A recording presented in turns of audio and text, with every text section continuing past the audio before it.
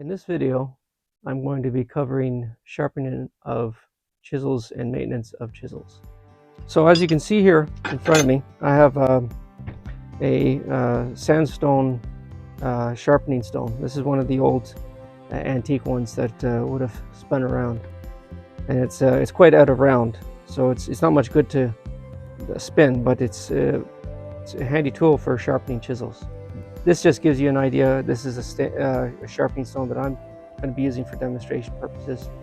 But you can also purchase one if you don't already have one. These are just standard two-sided sharpening stones. They will work. They're not great. It wouldn't be one of my top choices. As you can see, I have used it, but it's not that great. But any kind of sharpening stone for steel will work. And you can either use oil as a lubricant or you can use water. So in the case of this, I'm going to be using water just because it's a little bit less messy. And in my opinion, I don't see a huge difference for most purposes between one and the other. I find that oil is actually a little bit slower for sharpening, whereas water is a little bit faster. So it's for certain applications, I think that it makes a difference. But in this case, for just standard chisels, I don't think that it's, in my opinion, that much of a difference. So I have here some chisels that I was going to sharpen up that need to be sharpened, and that's what inspired me to make this video. So I thought I'd show you some tips. Now, a lot of people might be compelled to use a powered bench grinder, and even though that if you're using the carbide chisels, obviously that's going to be the tool that you're going to want to use. But you should never use for these are high carbon chisels.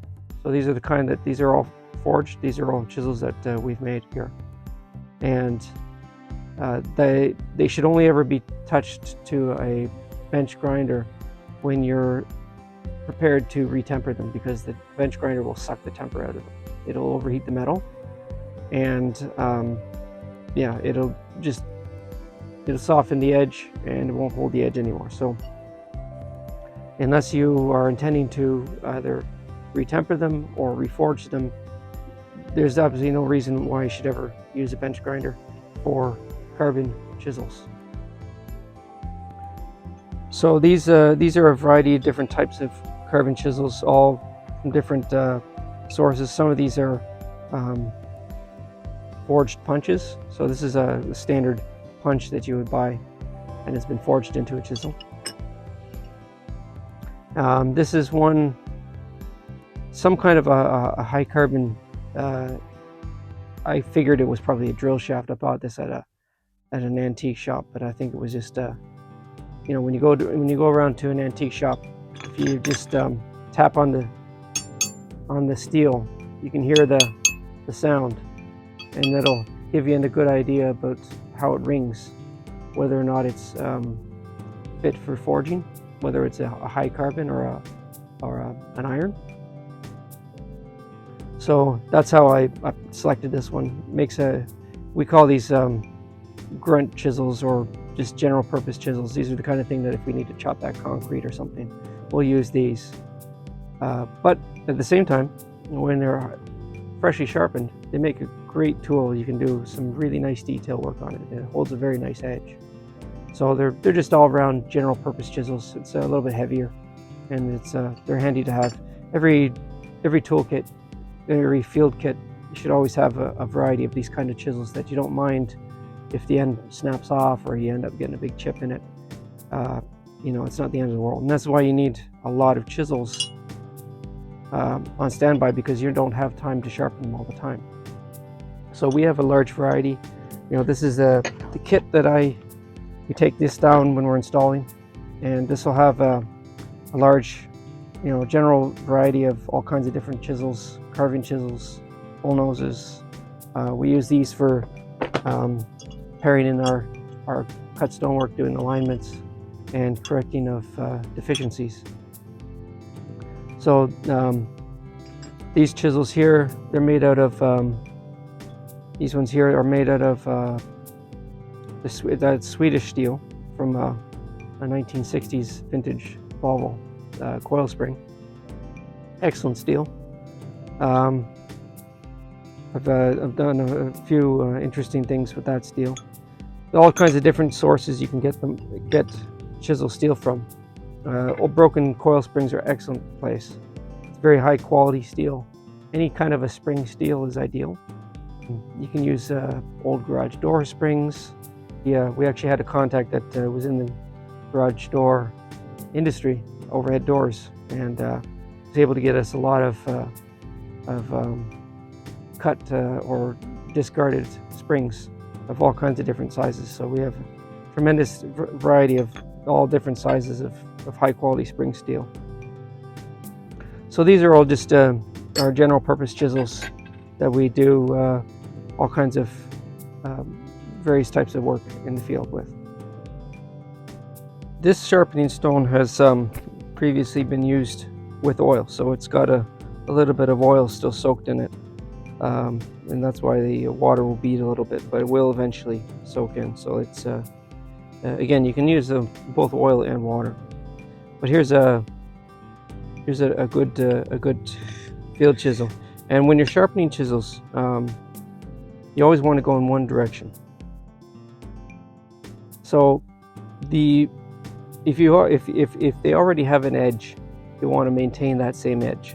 So what I use as a general rule of thumb is you rock the edge, you bring it up until the lead edge contacts the surface flat.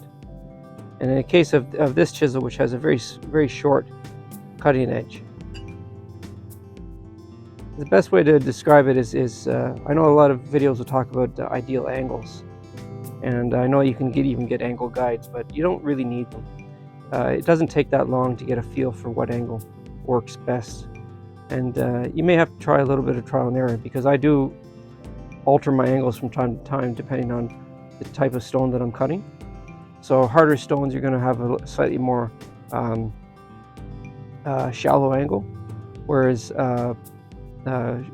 softer stones, you can go in with a much sharper angle, and what that does is it allows you to get in finer details, because there are some times when you actually use it to in a pushing motion actually shave the stone off. So you'll both want to, for softer stones, you'll want a very sharp edge. I always sharpen them regardless of what I'm using them for. I always sharpen them with the sharpest edge possible to start with. Not everybody does that, but this is what I prefer. I like to know that I've got a nice keen edge to start with. Even if it doesn't last long, it allows you to get the finest of detail. So you've got several different ways. You can either hold it square on, or you can hold it on a slight angle. Now, holding it on a slight angle, meaning you're maintaining the same angle with the surface of the sharpening stone. In drawing it on a slight diagonal, it helps to maintain this angle a little bit better. I prefer to often hold it, draw it away from me on a slight angle. As long as this is flat with the sharpening stone, the angle doesn't get altered, but it makes it a little bit easier to maintain that angle. Whereas when you hold it square, meaning square at a 90-degree angle to your body, it's harder to maintain that angle. So when you draw it away on a slight angle, I'd say about a 45-degree angle to oriented to your body. You draw that away from yourself in one direction. It makes it easier to maintain that angle. And that's just something that I've kind of learned through the years about what feels right and what works well. And you want to flip it back and forth. So want to give roughly about the same amount of attention to both sides, since you want it to be maintained on the center of the thickness of the chisel. But there are some circumstances where having, if you need to, as you can see with this chisel, it's actually slightly bent, and that bend on it is actually partly on purpose. That allows you, when you're cleaning in a sinking or a sunken field, say a molded field, this actually allows you to clear the edge without bringing it down tight to the inner areas. So you can actually alter the angle depending on how you want it to cut the stone. Meaning you can have a slightly longer side to the other, but there you can alter that balance between it being centered if you desire. That's more of an advanced technique. You can, again, this is the beauty of making your own tools, is you get the full control over how the tool behaves, how it cuts. You're not just stuck with what you get out of a package. You determine how the tool performs, which is exciting.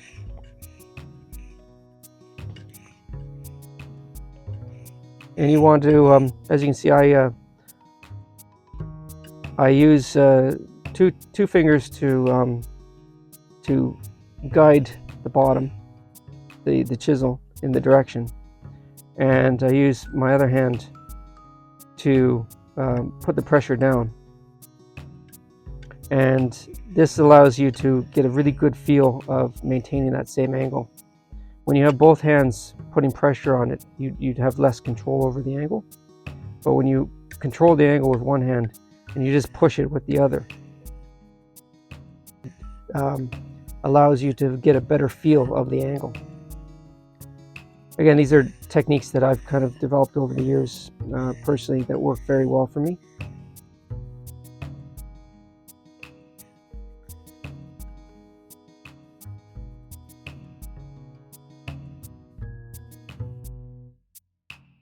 And you can take any, using sharpening stones. I actually have some Japanese whetstones, and you can take a chisel, a stone chisel, and make it so sharp you can cut a piece of paper with it. And basically, you want it to feel sharp on the edge. So when you routinely will pause and draw your finger across, and you'll be able to feel the edge. Once that rounded edge feeling is gone and you feel it being sharp, that's when you know that you're getting ready to move on to the next chisel. You don't want to be in any rush. That's the one thing, is that if you don't have time to do this, best wait till you have time. You won't be happy with the results, and yeah, so you just you set aside good maybe 3, 4, sometimes 5 hours, and just sharpen them all up. It's perfect for a weekend, and a lot of people probably wouldn't like the sound of it, but you know what, there's something very relaxing about sharpening. And then the gratification of knowing that you've got all your chisels. You just go through all your buckets and boxes and bags, and you pull out all your chisels, you round them all up, and you just give them all the good sharpening. And then you know that you won't have to do that for another 6 months or a year, depending on how often you use them and what stones you're cutting. If you're cutting a lot of sandstone, you're going to have to sharpen them a lot more often. But there's no reason why you can't use these on sandstone as well. They just will obviously wear out a little bit faster, so you'll want a good variety of chisels, and you just cycle through them. And once they're all dull, then you go back and you sharpen them again. But that's really the trick, is that you don't have to worry about budget when you're making your own chisels. Once you've got a forge, the most expensive part after that is purchasing your charcoal.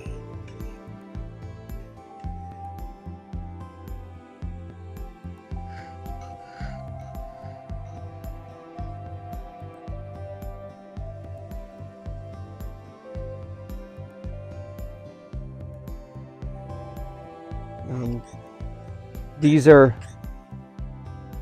without a doubt, like I don't think that there's a manufacturer out there that makes finer carving chisels than the ones that you can make yourself. And I would argue that with anyone, that actually you can make much finer carving chisels. Quite frankly, the world's finest carving chisels can be made with your own forge, because they're made to spec exactly the way you want, which is an exciting idea. You're not bound or limited by what they're offering you in shape and size. So, as you can see, this is now a chisel that I would be happy to use down on the job. And one nice thing to do too is if you have the time to actually clean up the chisel and give it a nice coat of paint, and that finishes off the whole sharpening process, so that you know that all the freshly sharpened chisels are all nicely painted, and when you take them out of your kit, you feel like you've got a brand new set of chisels every time. So that's just one type. Now, when it comes to the wet dry sandpaper, you don't need a lot.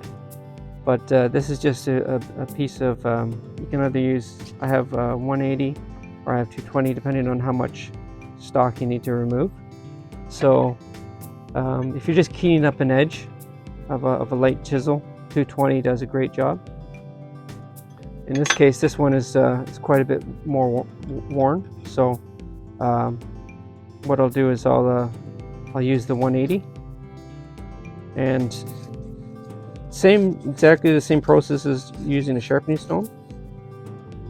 I'll use the sharp grit of the wet dry sandpaper, and that will remove steel very, very quickly. So it's much faster than a sharpening stone, because it's obviously sharp grit.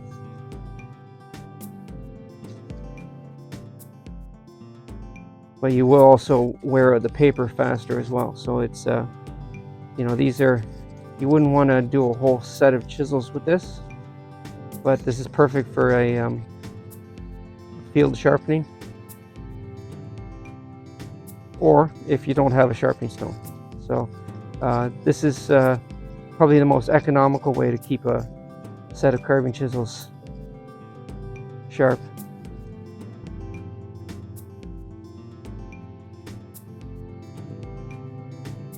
The whole purpose of the water is to make sure that the steel doesn't overheat, because when you overheat it, you draw the temper out.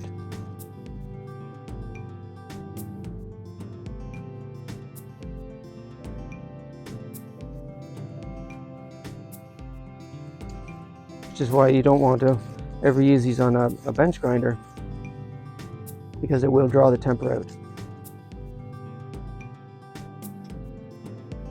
The only time we ever use a bench grinder for these chisels is after they've been forged. We do the final grinding and shaping of the drawn out chisel, and then we sharpen it for the first time on the grinder, and then we temper it. And that's kind of the modern equivalent of what would be a fire sharpened chisel. Now, fire sharpened chisel is one that you actually sharpen on the anvil. I've never actually done that before. I think it would be a bit more of a novelty than anything. Certainly, if you're working a lot of granite, that would be a very handy technique, so that you don't have to spend a lot of time grinding.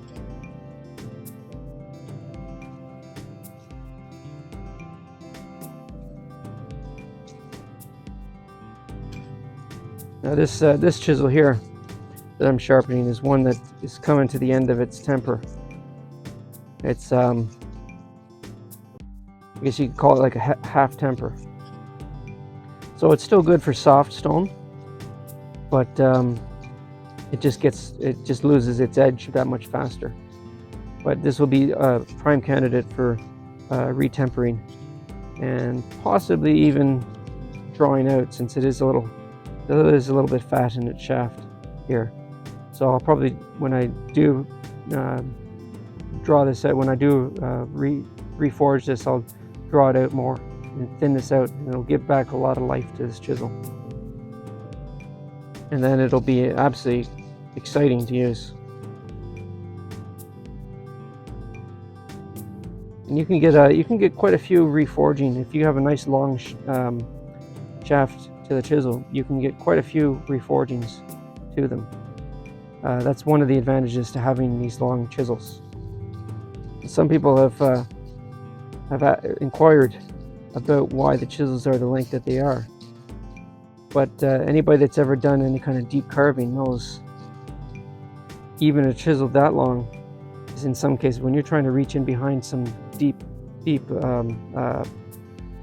detail, even a chisel that long, you don't have a lot of room to hold it getting in behind an object. So that's like a minimal length for a detail carving chisel when you're trying to get in behind deep carving, which is something that you don't really tend to get.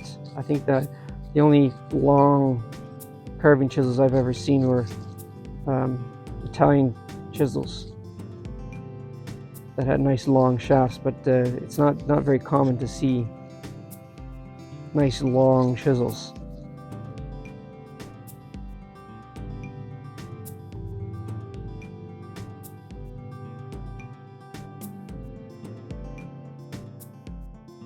So this is basically, in a nutshell, what I wanted to cover today, and I'll be covering more about in making of chisels, about shaping and cleaning and sharpening of them on the grinder, preparing them for temper. But in the meantime, I just wanted to get this covered and to give you something to think about in the meantime. So in the next couple of weeks, I'll be putting together a forge. That's the goal. I'll have to see. I still have to source a few items, but hopefully this information is both understandable and of use to everyone.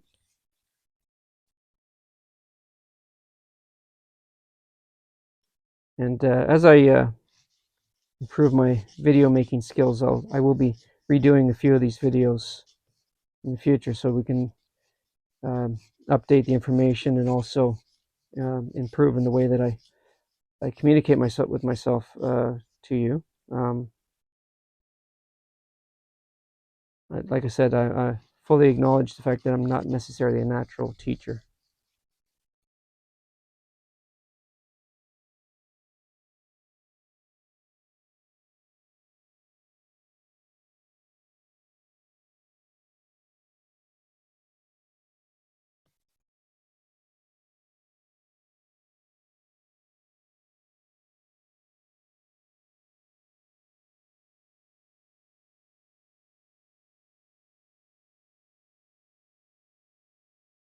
As you can see, this does a fine job on sharpening up, shaping this chisel. This chisel was almost so dull it was unusable. So it's quite the transformation in itself.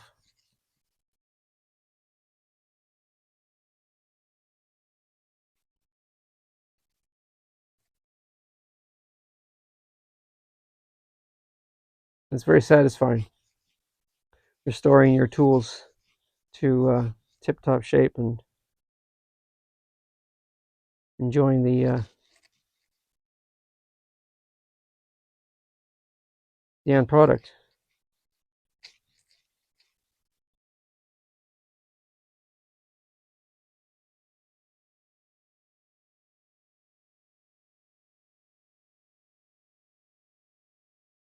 A chisel such as this will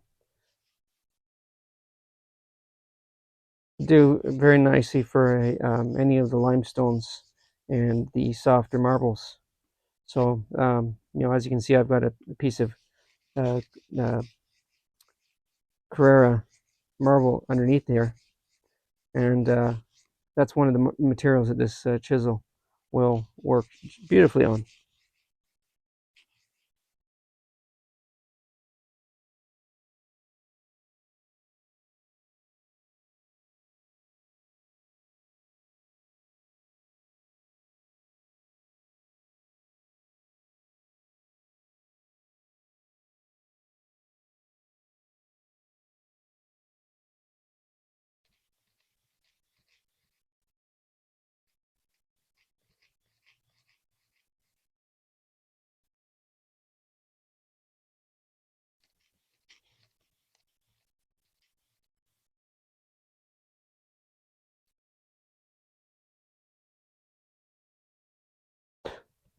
So I think I'll leave it at that now.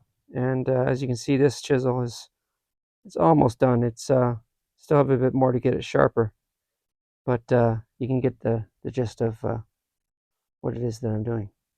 So I hope this information has been valuable to you. We'll see how this all plays out in or how it all looks in post production. But I'm hoping that this is going to be a good video.